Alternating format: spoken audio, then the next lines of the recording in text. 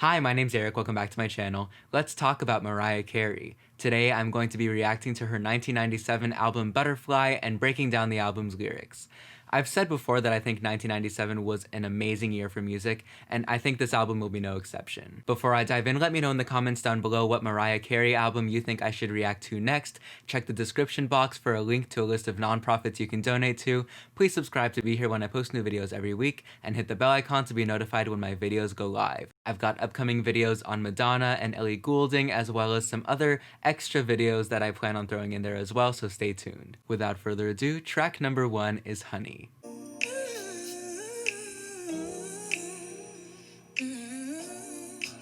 Can't mistake that voice.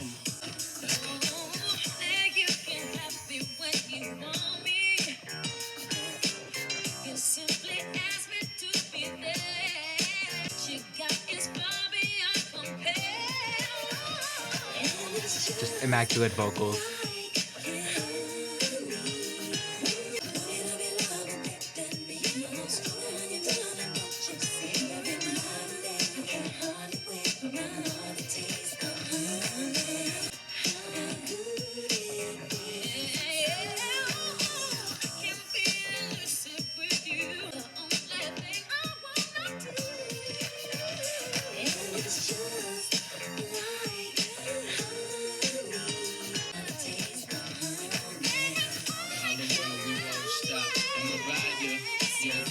She just throws out belts and runs like it's second nature. Just amazing.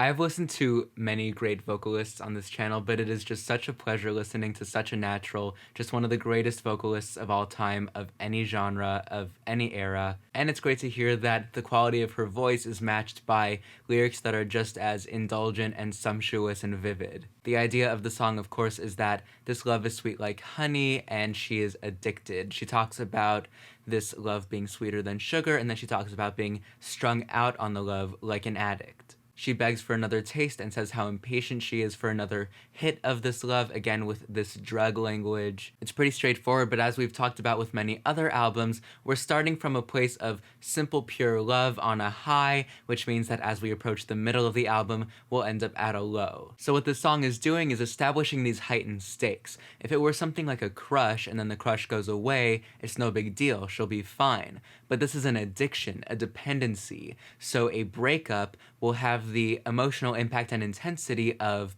like, withdrawals. I really enjoy how her light vocals sort of float over this percussive 90s production. With all of the vocal tricks that she does, it's almost like the song is ornate and decorated and makes it feel even more indulgent and sumptuous like honey. So we're off to a really nice start. Track number 2 is Butterfly.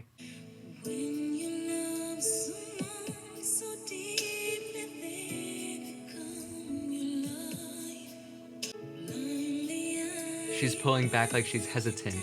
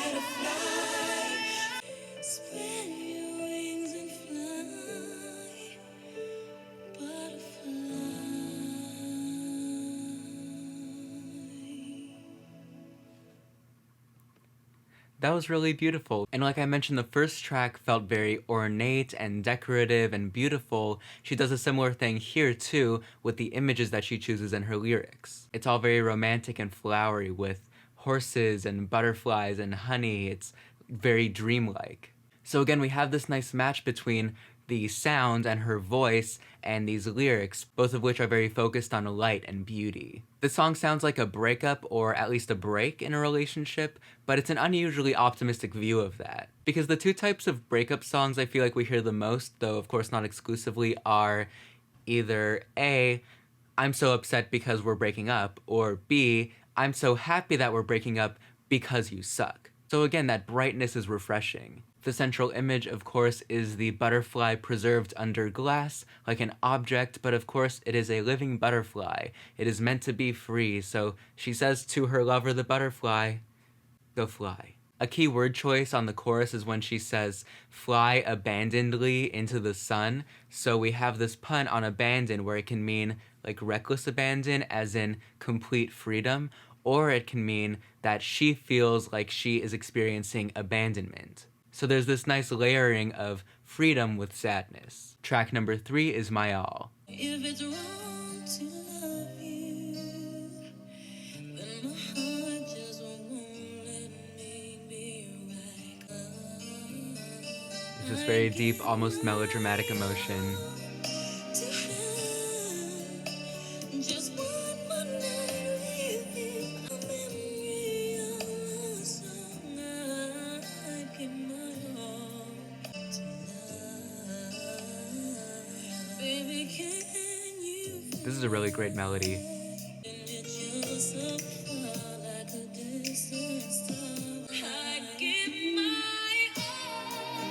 There she goes.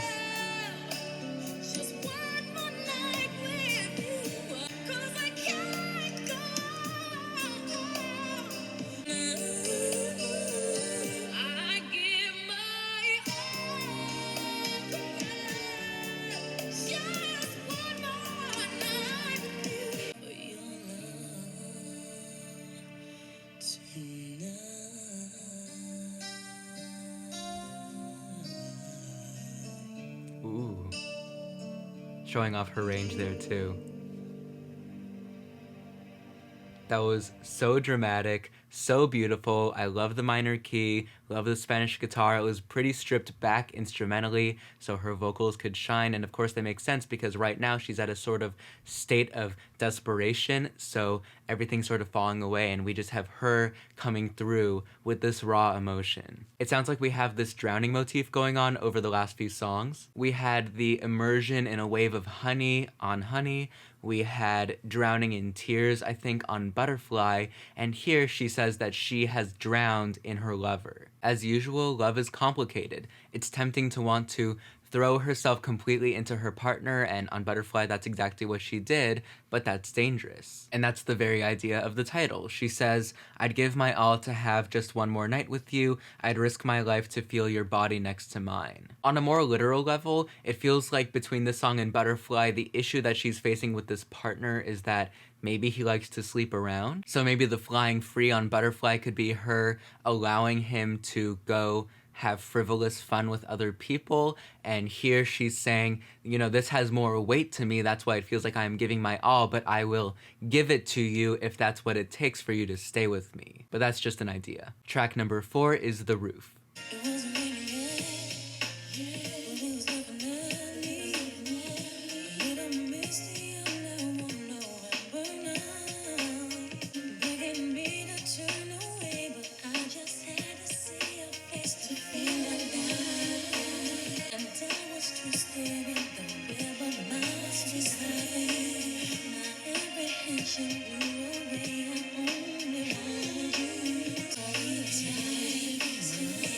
Ooh, this feels more dark and mysterious.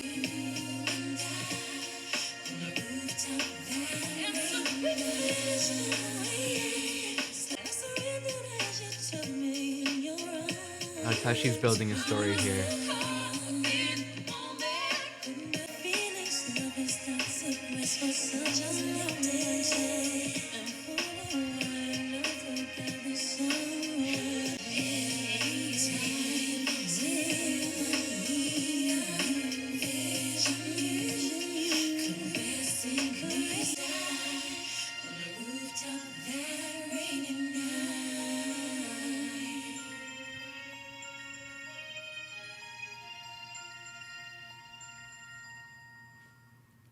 Okay, very cool. What's interesting about this track is that she has pulled back a lot more vocally, and I think there's a thematic reason for that.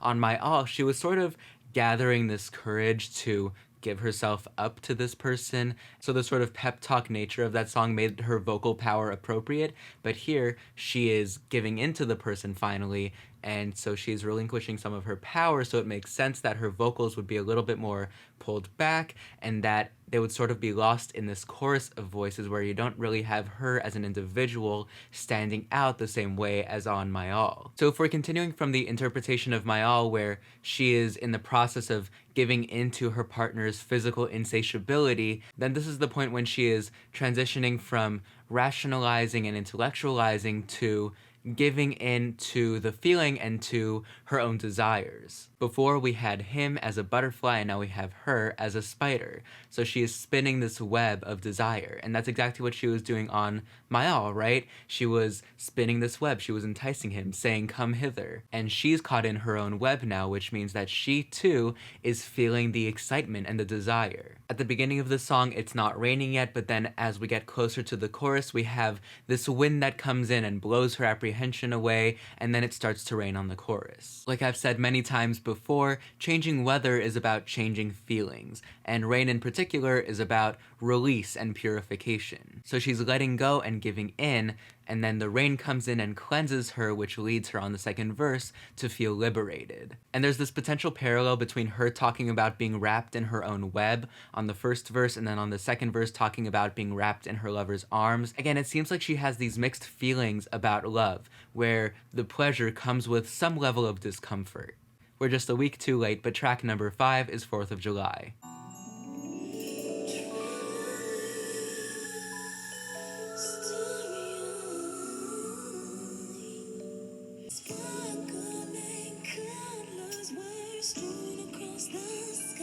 Very poetic.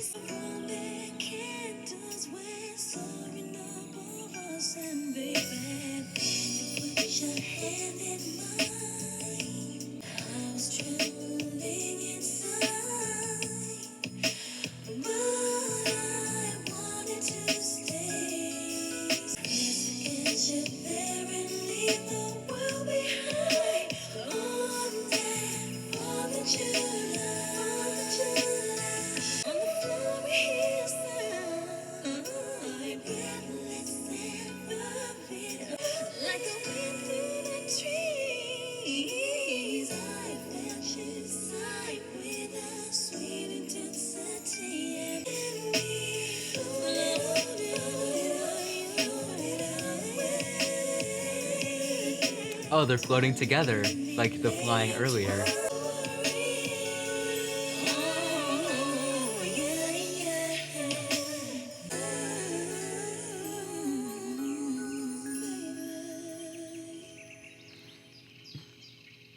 I love the bird song at the end. We had the bird song and chimes. She talks about being on a grassy, flowery hill. It's all super romantic. So she sets up this song in a similar way to the last, where we have this warm night and this encounter that Mariah at first is hesitant and coy about. She is trembling and breathless. We have more images like fireworks and the flowery hillside, so she sets a scene really beautifully. The wind floats in again on the second verse going into the second chorus, and as you can expect, it's about this sort of wave of desire rushing over her. We also have her tangled up in him again, but here without the potential qualification of her feeling trapped or confined. The tension on this song comes in the form of her trepidation turning into excitement, and then that excitement fading when we get to the third verse, and we learn that she has never felt this way again, and she has lost this moment. We've been waiting for her to fully embrace love without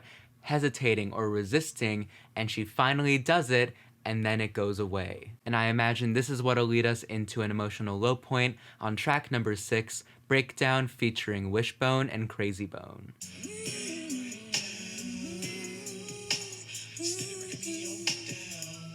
It's interesting that the two songs with her greatest emotional turmoil are the two songs that have beats under them.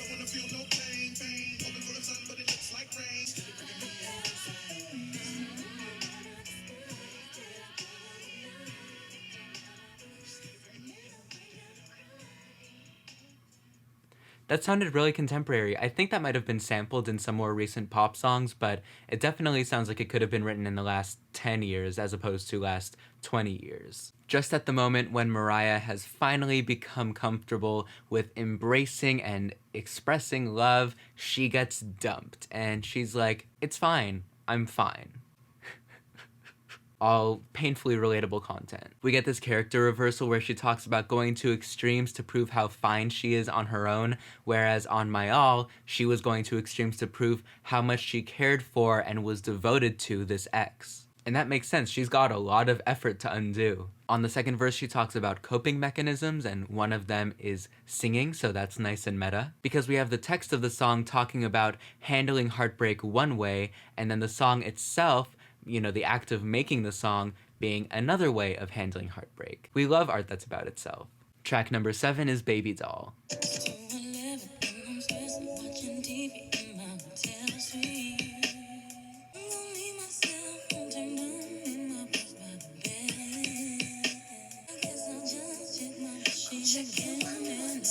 I wonder what that cell phone looked like in 1997.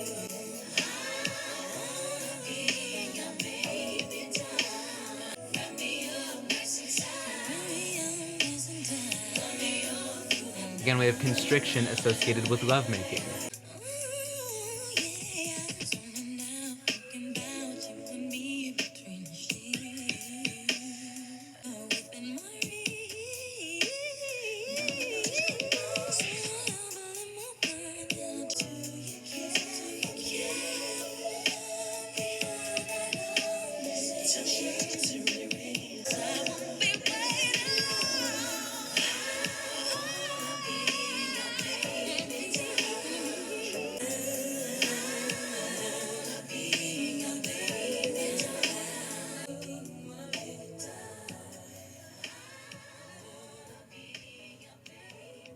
I always enjoy a sad jam.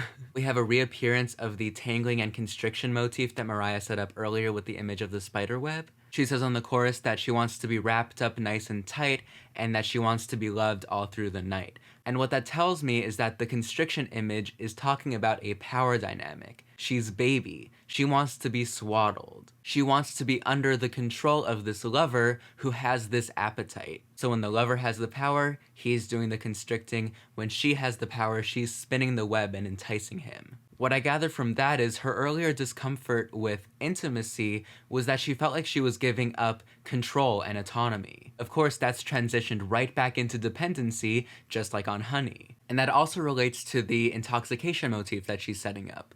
On Honey, she was strung out on this love. On The Roof, she was letting go of her inhibitions while she and her lover were drinking wine. So when she drinks wine here, she's filling a void. She is letting go not to embrace love, but to embrace the bottle. Track number 8 is Close My Eyes.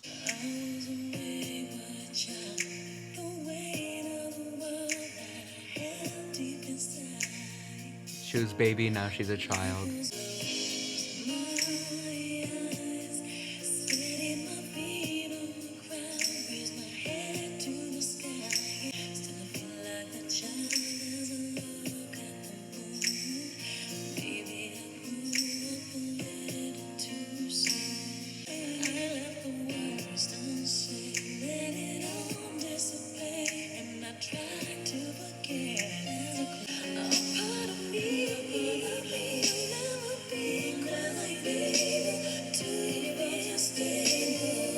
Sort of feels like she's handling a crisis by reverting to her childhood.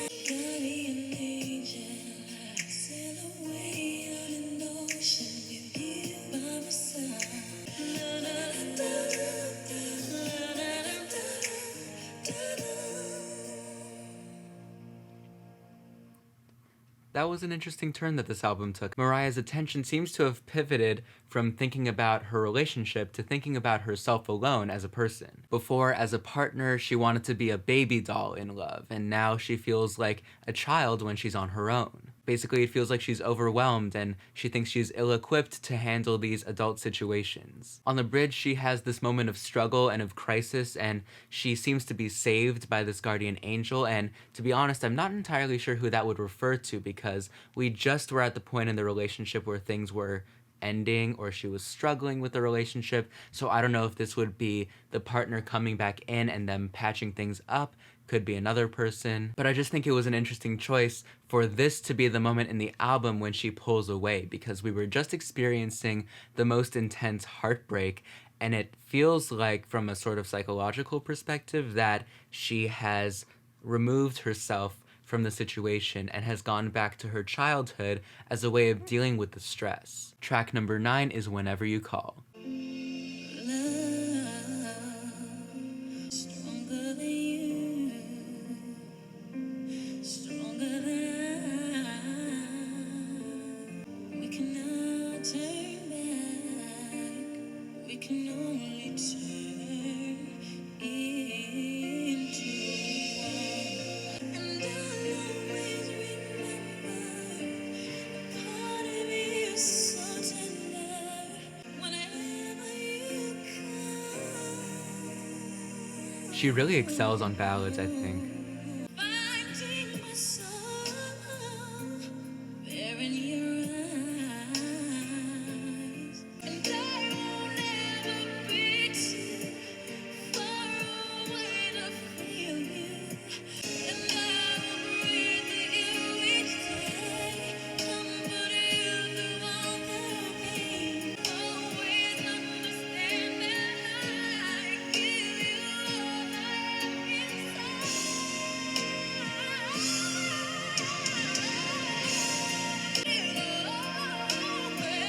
have Amazing. Yes.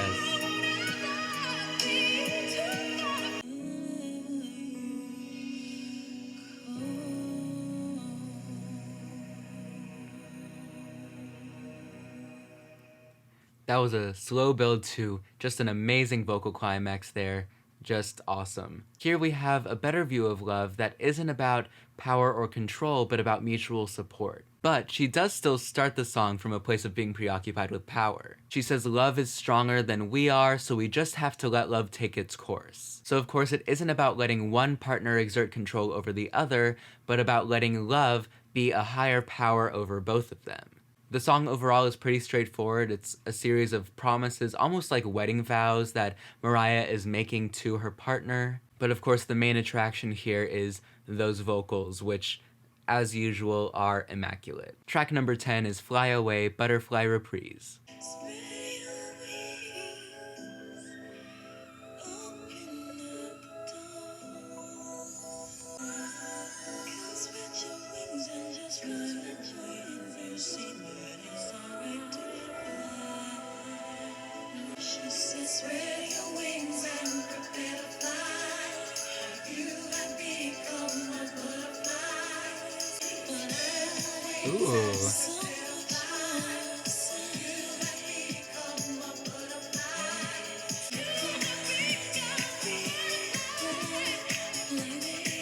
And of course, she works amazingly over a house beat too, obviously.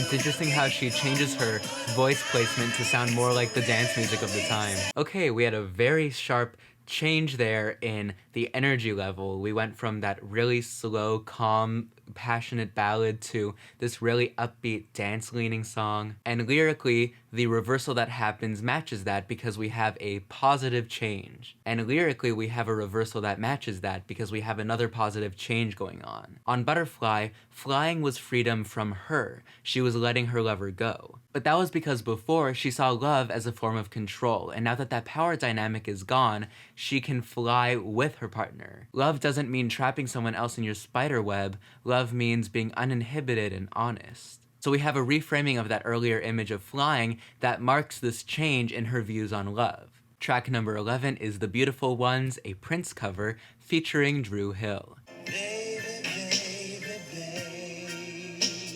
Definitely sounds like a Prince song.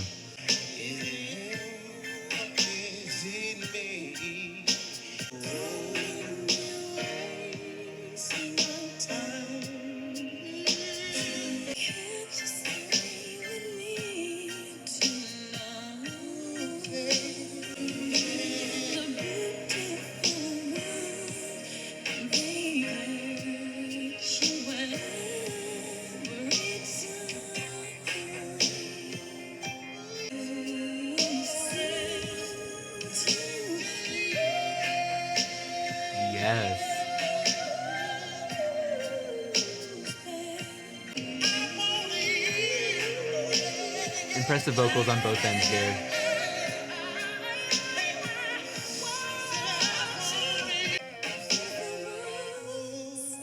They hurt you every time. Wow.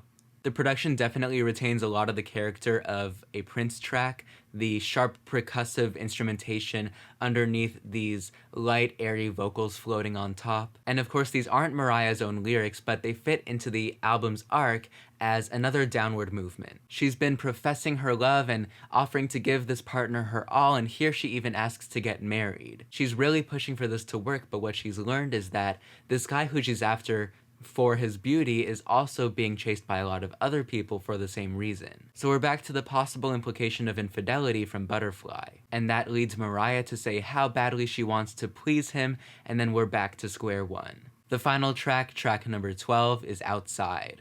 Neither here nor there, and always somewhat out of place everywhere. Without a sense of belonging to touch, standing alone, that I just believe is good enough. You'll always be somewhere on me outside. See what won't do it.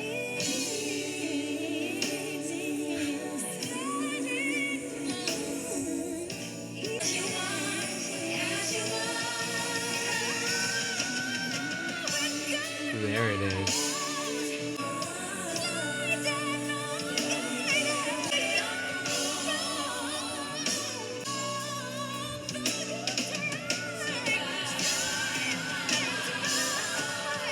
Somewhere on the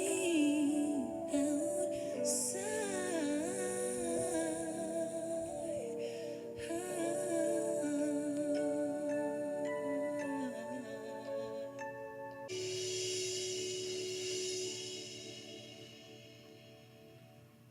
And that is how the album ends. Generally, the song is about not fitting in, and it can explain why she felt like she grew up too fast on Close My Eyes. But more specifically, it sounds like she's talking about growing up mixed race. She talks about being neither here nor there, being in between in a world that is divided, and I think the divisions she's talking about are racial divisions. And she talks about this affecting her sense of belonging. She doesn't know where she belongs conceptually, and she doesn't know what community she belongs to. So while, like Close My Eyes, this song can feel disconnected from the love themes of the rest of the album, this is the second time that a major relationship snag has led her to do some intense introspection and unpacking of her past. And like many other great pop albums, Butterfly ends by broadening the scope and reintegrating us into thinking about the real world. Whereas songs like 4th of July and Honey were indulgent, dreamlike, and escapist, Outside is unadorned and pained. So Mariah ends the album by leaving us to think about the real-world problems of racial divisions and how we treat multiracial children. Overall, the star here, of course, is Mariah's vocals. She is just one of the most incredible vocalists of all time. Technically, she is so precise and so skilled and so expressive, and that expressiveness in her voice is matched by the romantic, indulgent, and imagistic lyrics she has on so many of these songs. I think this was a great introduction to Mariah Carey's discography, and I thank all of you who suggested that I listen to this album. If you have any other recommendations for Mariah Carey albums or any other music I should react to, please let me know in the comments down below. Check the description for that link to a list of nonprofits you can donate to. Please subscribe to be here when I post new videos every week. Thank you so much for being here. I hope you are staying safe and healthy, and until next time, that's it.